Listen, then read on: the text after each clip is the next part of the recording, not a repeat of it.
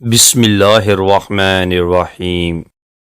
ہم کچھ لوگوں کی زندگی میں 12ویں کھلاڑی کے طور پر ہوتے ہیں۔ جب کوئی اور دستیاب نہ ہو تو پھر ہمارا انتخاب ہوتا ہے۔ جب کوئی دل کے دروازے پر دستک دے تو دروازہ فوراً مت کھولا کریں۔ کچھ لوگوں کی عادتیں بچوں جیسی ہوتی ہیں، دستک دے کر بھاگ جاتے ہیں۔ کسی پر دوسری مرتبہ اعتبار کرنا اسے بندوق تھمانے جیسا ہے۔ لیں، دوبارہ کوشش کر لیں، پہلے والی گولی مس ہو گئی تھی۔ ہمیشہ یہی ظاہر کرو جیسے کچھ نہیں ہوا، چاہے کچھ بھی ہو جائے۔ لوگوں کا شکوہ نہ کرو بلکہ خود کو بدلو۔ پاؤں کو مٹی سے بچانے کا طریقہ جوتا پہننا ہے، نہ کہ سارے شہر میں قالین بچھانا۔ زندہ رہنے کے لیے ہم لوگ عمر بھر تکلیفیں برداشت کرتے رہتے ہیں، مگر زندہ پھر بھی نہیں رہتے۔ 25 سال کی عمر تک ہمیں کوئی پرواہ نہیں ہوتی کہ لوگ کیا سوچیں گے۔ 50 سال کی عمر تک اسی ڈر میں جیتے ہیں کہ لوگ کیا سوچیں گے، اور 50 سالوں کے بعد پتہ چلتا ہے کہ ہمارے بارے میں تو کوئی سوچ ہی نہیں رہا تھا۔ ایک عورت کے لیے اس سے بڑھ کر خودکشی کا جواز اور کیا ہو سکتا ہے کہ دوسری عورت نے بھی اس کے رنگ اور ڈیزائن کے کپڑے پہنے ہوں۔ آج دنیا کی حالت یہ ہے کہ غریب کی پلیٹ سے زیادہ امیر کے شیمپو میں غذائیت اور وٹامن ہیں۔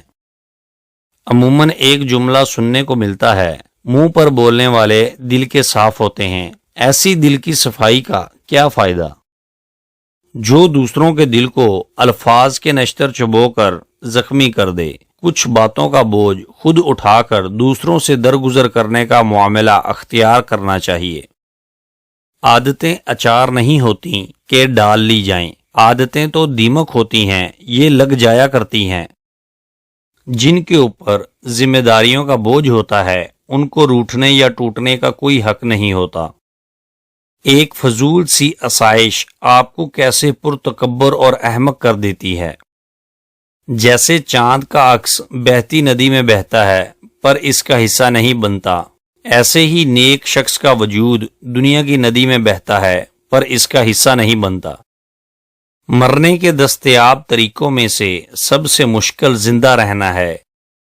ستارے اور دوست ایک جیسے ہوتے ہیں، چاہے کتنے ہی طویل فاصلوں پر ہوں، ان کی روشنی آپ تک پہنچتی رہتی ہے۔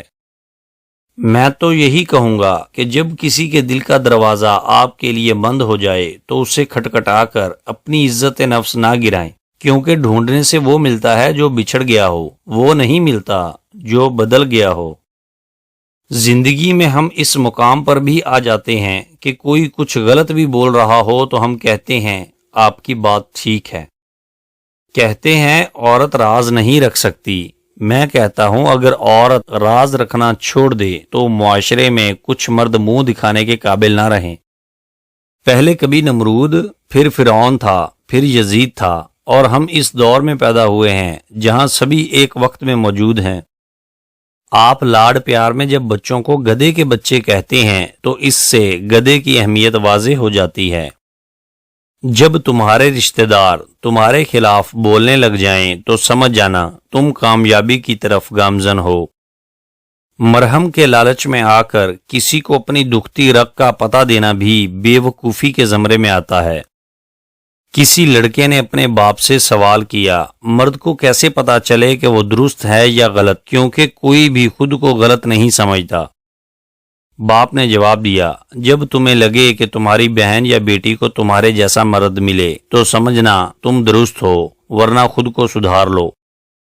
وہ کہنے لگے کہ ماں کے قدموں تلے تو جنت ہوتی ہے، باپ کے قدموں میں کیا ہوتا ہے؟ تو میں نے کہا تھا کہ باپ کے قدموں میں ایک پھٹا ہوا جوتا ہوتا ہے جو اپنی اولاد کی خاطر رزق حلال کمانے کے دوران در بدر ہوتے گھس جاتا ہے۔ پاؤں کو مٹی سے بچانے کا طریقہ جوتا پہننا ہے، نہ کہ سارے شہر میں قالین بچھانا۔ زندگی میں موقع دینے والے کو دھوکہ اور دھوکہ دینے والے کو موقع کبھی نہ دینا۔ تنہا بیٹھا کرو، تمہیں سب سوالوں کے جواب مل جایا کریں گے۔